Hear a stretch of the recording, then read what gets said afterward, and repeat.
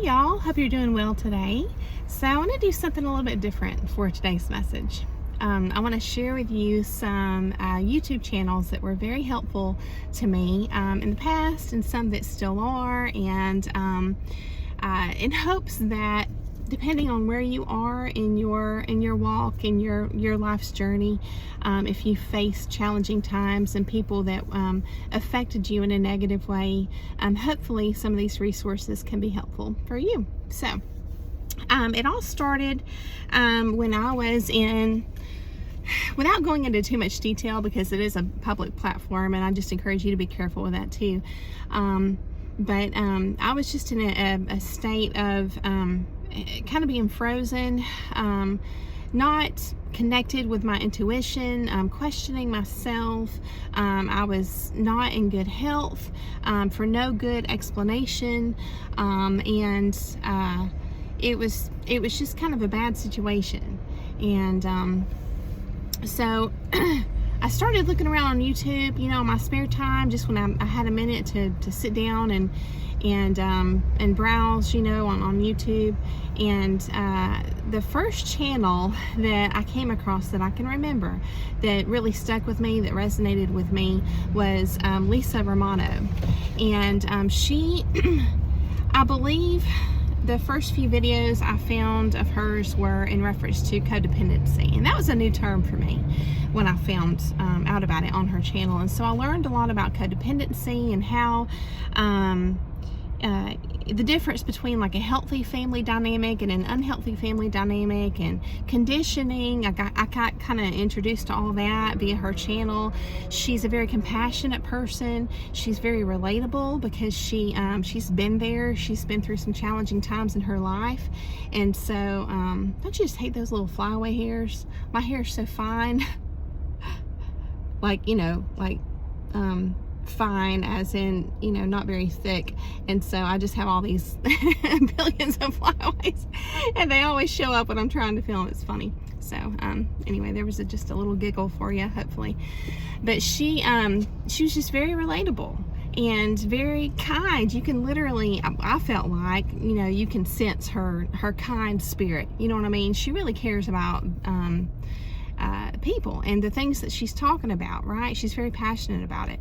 So I learned a lot from her, and I liked how at that point in my life I didn't have anyone that I could share a lot of personal things with. I did go to a therapist who she was very young, and maybe she was just inexperienced, but I feel like you need to test out a therapist to see if they're going to be the right one for you, to just share your secrets with or whatnot. And look at that, see this? So this therapist I went to, I thought, well, I'm going to share just a little bit with her, so I just started sharing just a little bit, and it didn't take much at all, and her jaw hit the floor, like she was just sitting there just real composed, and then it was like, oh my God. And I'm thinking to myself, I haven't even hardly told you anything. If you're having that kind of reaction, then you're not gonna, be able to hang with me as I, share everything. And so it just wasn't a good match, and I didn't really even feel like she was a compassionate person. And that's sad too, just as a side note, because I was a teacher for 6 years, and I saw this in that field too. Any kind of service type fields like teaching and counseling and things like that, I feel like sometimes people think they want to do it, and then they go through the motions of getting their degrees and everything, and then it's not really right for them, and so they just come off very cold and textbook, and they don't really have any empathy. And so but they're kind of stuck in that profession because they feel like they've invested the 4 years in college or whatever it was, right? So that's kind of the vibe I got from this therapist. I thought, it's not going to work. So I just started going the route of just learning from people who have been there, you know what I mean? And who have really worked on themselves and gone down the path of personal growth, because I've really always been interested in self-help and personal growth type books. I've read them all my life, and I've moved several times. I want to try to go through my, what I have left of my books and just bring them back up, like I did recently with the Rob Dice book, Be Here Now. I shared that with you guys. So there's a lot more I'd like to share with you from my past that I've read, as I can find them. And some of them I've given away and things like that too. So, but she, Lisa Romano, she cares, you know, she literally cares, and she's been there. And I think a lot of times it takes someone who has been through what you're going through to really be able to help you, you know? So, because you can read all the textbooks in the world and have all the degrees in the world, it's not really going to help a person if they haven't if you haven't experienced it firsthand, you know. So, she was just very helpful to me. I learned a lot, like I said, about codependency, healthy versus unhealthy family dynamics, how that positions you via conditioning for being taken advantage of later in your life as an adult. And so it was just really a good foundation for me to start with on her channel. And she would just take her time with her videos. You know, they would be 45 minutes or longer. And at the time I needed that. It was like just sitting down with a friend and just absorbing what I needed, you know, like medicine for your soul. So it was a really great starting place for me. I have all these notes that I didn't even read any of them. I'm pretty sure I covered it though.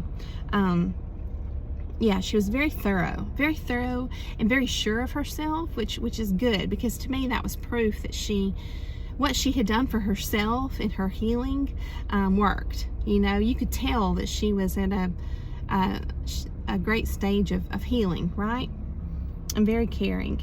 And then shortly after that, I found I think the channel is called Surviving Narcissism with Dr. Les Carter, and you guys can reference my subscriptions. I have them public for you all to look at. But he helped me too, and I really liked his persona.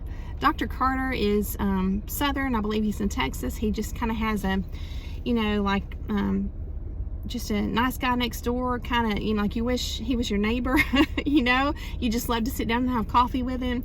And he kind of just brings a lighthearted approach to some difficult topics, kind of like a friend would, just to, you know, make you feel supported. And he brings the clinical aspect of it, because he's had many years of experience working with people who have been affected by like a narcissistic spouse or, you know, family member, things like that. So he's seen like both sides of the spectrum from that perspective as a therapist, right? And he's very positive. He's very motivating and encouraging and uplifting, and I just really like listening to him. He's got some great insights to share, a lot of experience in that field, very down to earth. And what I also like from him, and I think maybe this is he's been a big inspiration for me, is that he always talks about this stuff from the position of being positive. You know, like he focuses on what's healthy. Like he'll share negative traits or qualities from a person that's you know, has a narcissistic type personality, someone who's what a lot of people call toxic, you know. He'll talk about those traits, but then he'll flip it and he'll explain, you know, what we can learn from that, right? And how it's healthy to be, you know, A, B, and C. So he positions it in that manner, and I love it. It's just, and I still watch him today, even from time to time. So, it's just, he generalizes a lot just to make it, understandable for all his viewers. He tries to make it very, very clear, and I love how he says his I don't know if it's called an acronym or what it's called, but Dr. C for Dr. Carter, he says Dr. C, DRC, stands for dignity, respect, and civility. You know, again, just setting that bar for what it means to be a healthy person in general. You know what I mean? I love that. And one of the things that stuck with me from listening to him was that it's important for us to set our own pace, because that's true. Because if you've ever experienced this, a person who's trying to manipulate you, they're going to try to be in control, and one of the ways they do that is to to set the pace for you. Like they'll try to pressure you or rush you to hurry up and agree to something or whatever it is. They try to set that pace, and usually it's a pressured type environment or feeling, and they try to rush you. So I love how he's giving not just a vague comment like stay grounded. You know, it's like, what does that mean? He explains it further and says set your own pace. In other words, if you sense somebody trying to you know, step into that driver's seat, like I say sometimes, and just, you know, hit the accelerator, then if you sense that, then you can just immediately just set that boundary in that moment and say, you know what, I'm going to have to take some time and think about this. You know, setting your own pace, giving yourself time to process something and make a good decision. Yes, he makes boundary creation and implementation clear, you know. And the other thing, this is the last thing I'm going to say about him, but he encourages you to have this attitude. If you have people in your life that are still have narcissistic qualities, he encourages you to, like, if you can't get away from them, like maybe they're at the workplace or whatever, and you have to do what they call gray rocking, he encourages you to just say to yourself, like, well, that's just so-and-so, you know, like, well, I expected that. In other words, it's not to dismiss it, but it's to expect it.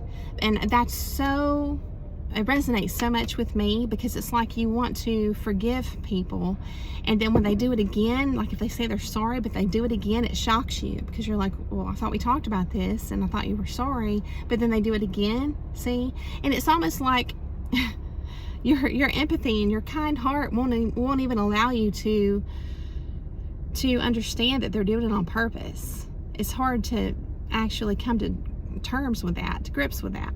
So it's a way to create this boundary. A way to guard your heart is to always expect it. Know what to expect. You know, it's like that whole Bible verse, a tree is known by the fruit it bears. You know, don't be surprised, you know, once a person has shown you who they are, right?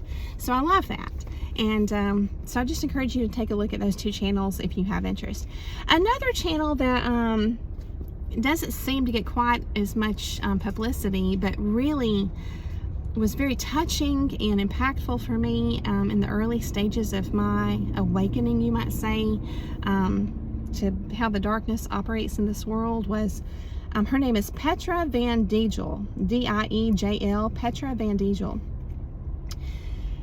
I'm gonna tell you, she had one of the most kindest personas. It's like you can feel her empathy, like she just exudes these healing vibes. And she was very insightful because she shared her experiences in depth, like in detail, but yet she didn't add a bunch of fluff. You know what I mean? She didn't get distracted, you know, like I do, and run off on all these tangents. She stayed on topic, but she was very, she had a way with explaining things, articulating things, that it was very accurate. Like you could, it's almost like so validating for you in that moment, because you needed that validation to be like, okay, somebody truly gets it, and there's no way this person could say all these things unless they had been there. That was kind of what I got from her channel. So it was really beautiful. And then another channel was Joanna Kujath, K-U-J-A-T-H, Joanna Kujath. She was similar to Petra, with my takeaways from her. Her presentations are more kind of poetic, more creative, like she would just show these different images that would just reinforce the message, and her voice was very soothing but yet very sure of herself. And again, she was just going off of her personal experiences and presenting it in a manner that just resonated, almost like in story form. It had that feel like you were listening to, you know, a great storyteller, like Clarissa Pinkola Estes, right? One of my favorite authors. So Joanna reminded me of that. It's kind of like you were left with that same feeling, like what you feel when you hear this myth that really resonates with you, or reverberates, I think is the word, right? It's like it just touches you on this deep level. That was my takeaway from her. And then at this point, I had some other beautiful women who were friends who I consulted, who helped me process things emotionally, who helped me accept some hard things, because they had both been through some hard things, and that was just in my personal life. So that was about this time when they were helping me, and they're beautiful, beautiful people. And I definitely feel like God sends us, help when we need it, especially when we ask. But at this point, I purchased one of Dr. Les Carter's online courses, and it was so great, y'all. It was very helpful. I think he's got two. One of them's called Free to Be, and that was the one I bought. And then I think there's another one called This Is Me. The first one, Free to Be, is kind of like putting what you've learned into action. It's like he takes you through this series of videos and questions that are meant to bring you to action, to apply the teachings he offers to your life specifically, and then to put it into action. Is really great and totally worth it. So I just want to recommend that. During this time, I was doing some video journaling. I was doing a lot of emotional processing, some creative ways to process things, because again, if I never went to the people in my life that at this point I was sure were not healthy, well-meaning individuals. I gaslit myself for years and thought there was just something wrong with me. And then once I, got to the stage of my healing and my realization, I understood that, it wasn't me. I mean, we all have room to grow. You know what I mean? I'm not saying I didn't have any faults, but I'm just saying that, it's, again, when you have when you have love for someone in your heart, family, friend, spouse, partner, whatever it is, it's hard to see their faults. And so, but you have to, if you're going to come to terms with reality sometimes and move yourself into a better position, a safer position or whatnot. So, but I was just really working on myself at this time too. I was looking back into my childhood, different events that impacted me, journaling on that, breaking those down, my current life and how everything connected, just, spending a lot of time alone doing all this, which is really important. I think it's helpful to have outside, influence, like people that are helping you along the path, but you definitely need large pockets of time alone. And so I definitely did that, and it was wonderful. Okay. I was evaluating everybody I knew, myself. And I'm going to be honest with you. When some people know that you're doing this, they're just going to kind of quietly slip away. And it's going to be people that you always wondered about anyway. And it's almost like they can see you waking up, and they want to get out of the way before you identify them as having bad intentions, being a liar, just causing drama, whatever it is. So I really got strong. I really did, and I was ready to make some changes in my life. At this point, I reached out to Coach Jesse Cabrera with Narcissist Chronicles. He's got a YouTube channel and offers one-on-one coaching, and he's a straight shooter. He brings humor into the equation, which I love, but he's very blunt, and you need that sometimes. You need somebody that's not going to dance around the truth. You need somebody that's going to shoot you straight, as they say. And he was very helpful in that manner, very supportive, had some good insights, and I still enjoy his channel too, today even. And so he was very encouraging with starting my channel, and I just so appreciate that. And so he's definitely someone to look into, because he's been there. He's been through some stuff in his life, and so he's definitely got some great insights. There's Kevin with the Royal We. He has a channel, and he also has a I don't know if he still has it, but he used to have this community, right, that you can join, and you spend time, a little bit of time every day during the week together online, just having a discussion, you know, and that was cool. I did that for a little while, and we all got to participate and just share some experiences and learn from one another. So I really enjoyed that community.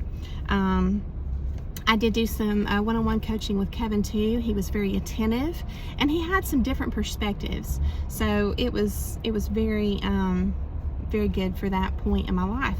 And then I consulted Jill Wise with the Enlightened Target. That's her YouTube channel. She has some personal experience as well. She offers one-on-one coaching. At the time when I booked her, she was booked out for several months, but I thought, well, you know, that's good, you know, good for her. That's great for her business. But she can offer some unique insights with regards to legality and things like that. But she offered some different things for me to think about that I had not thought about before. So that was really cool. And she's very supportive as well. All of these people that have been there, you can tell their heart is in it, and that's wonderful, right? So when I was done working with her, I felt prepared and I felt supported. At this point, you know, it's like a process you go through, but you get to a point where you're strong enough, you're ready to make some changes in your life, you know. That's when I started getting into taking better care of myself, you know, doing yoga and, you know, walking every day, and paying attention to what I put in my body, taking my vitamins on the regular. I started that a little bit earlier. But basically, I started to get really passionate about my health, just overall, physical, mental, spiritual, emotional. And as I healed and restored my trust in my own judgment and abilities, I wanted to support, you know, all the people in the same boat as me, which is my motivation for making my channel, right? And there's all kind of other channels out there. Again, I just encourage you to take a look at my subscriptions because I have them public. Sam Vaknin is really interesting. He is a diagnosed narcissist, and he's got some very unique perspectives that are totally, from what I found, from my experience, totally different than what you're going to hear, what you might call a victim from narcissistic abuse. It's like different if you look at a situation from their perspective versus like a narcissist's perspective. So he's got some really unique insights. And always use your judgment, your discernment with, you know, anybody that you work with and talk to and open up to, because you are making yourself vulnerable, you know, by doing that. So just caution you to be careful with that too. But he was very interesting to me. I still watch him from time to time. I started incorporating just some encouraging channels with regards to spirituality, and I've always had an interest in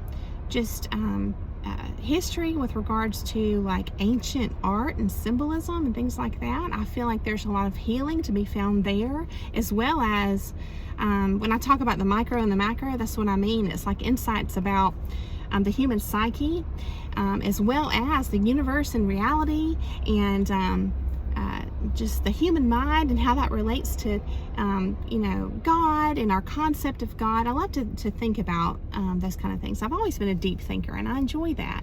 And see, this is the thing, when you're caught up dealing with just some people that are taking advantage of you, keeping you busy, and that's, this is a great part to interject. Narc Daily, Andrew with Narc Daily, he's got a great channel too. And he I think it was him that referenced the concept that you're working for these people. And that's really what it feels like. It's like your life is on hold while everything you do has been conditioned by this person to serve them in some way. So how does that impact you? Well, in so many ways. It totally drains you, stressful for you, but also your life is on hold. So all these other interests, like I was talking about, like the deep questions about life and you know, astronomy and ancient art and symbolism and things like that, whatever your interests are, those all get put on the back burner. You know, it's like you don't have time to think about that. You've got something to work out, something to fix for this person, you know, or a project they've got you busy working on. And what was enlightening for me, what helped me wake up to this fact, is that I would spin my wheels on something and then present it to this person, and then this person would be like, okay, thanks. It's like, why did you have me busy working on this for no reason when you just did it yourself, or when it just didn't matter, or the plans changed, or whatever? In other words, sometimes people just keep you busy, and they keep you busy for different reasons. Sometimes they keep you busy so that you don't notice what they're doing, like leading a double life and things like that. And you can even wind up serving as part of that person's mask, like their facade to their family and community while they're off living a different kind of life. So there's so many reasons a person can keep you busy, so that you won't notice things. And that's been my experience, and I'm sure many others. But yeah, I meant to mention Andrew with Narc Daily. He's great. Both he and Jesse Cabrera release videos daily, and so they've got great communities, which leads me into my next point. A lot of times you can learn a lot from other people in the comments section and online communities and things like that. Just sharing their experiences, what helped them, their insights. So I just encourage you to look into the comment sections on channels that resonate with you, as well as just finding online communities that you can join. Another channel that is very new to me, and I haven't really looked too much into it, but it's really piqued my interest, is called The Undying Stars. And he is presenting, because I have a great interest in myth, just like that book we covered, Women Who Run with the Wolves. But he's presenting the connection between myth and healing trauma.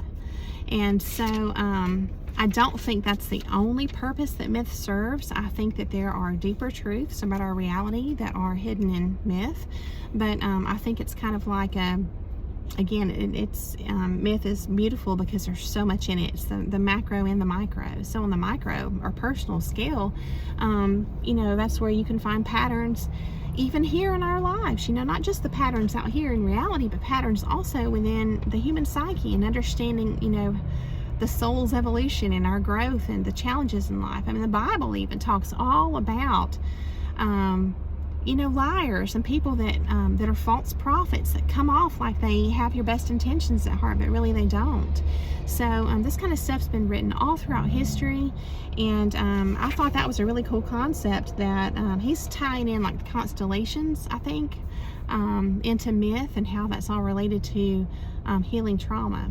And I believe he has a program you can buy on his website. So that's something you can look into, The Undying Stars. And then there's other channels that tackle mysteries and big questions about our reality, and I just really enjoy those, and I just encourage you again to look at my subscriptions. And I have been blessed to find beautiful online communities where creativity and independent thinking are encouraged, because again, your thinking was like this. Your thinking was under the control of someone else while you were entangled with a toxic person. They would shame you for sometimes just praying, or being happy, or any expression of creativity at all. They would shame you. If it wasn't a verbal, open, overt shaming, it would just be a snide look or rolling the eyes or whatever. There's different ways people can shame you, and then you feel embarrassed, like, oh, I must be embarrassing you, but it's like, why? These people over here are just they're living their life and having fun. It's like if I try to play a song, I'm shamed for that. It's really strange, right? It's a strange experience, but I've always loved creativity. I think that in itself is healing, creativity in itself, painting and playing music and writing and photography and all the different ways that you can express yourself, because you weren't able to do that likely when you were enmeshed in a toxic situation. So I think I've covered everything. Yes. So I just wanted to, I'm right at 30 minutes, so that's good. I never, well, sometimes I go over 30, but I try not to go over 30 minutes. But I just wanted to take, an episode and share some of those resources with you, and just hope that this has been beneficial to you. When you're first coming out of a bad situation, a lot of times you just want comfort. It's hard. You got some strong feelings, and a good friend is going to be there for you in a way to help you focus on the right things, prevent you from going down the wrong path when you're vulnerable and feeling bad, like what they call a rebound. They're going to do what they can to prevent you from doing that, and they're going to help you to focus on positive things and good things, but yet not shame you for your emotions. Being able to be open enough to witness your emotions and to support that. And so I just encourage you also to think about how you would define a good friend, and so, and also how you would be a good friend, to someone who is going through some hard stuff. So again, I just thank you so much for listening today. I hope that you have a beautiful day, and I'll see you again very soon.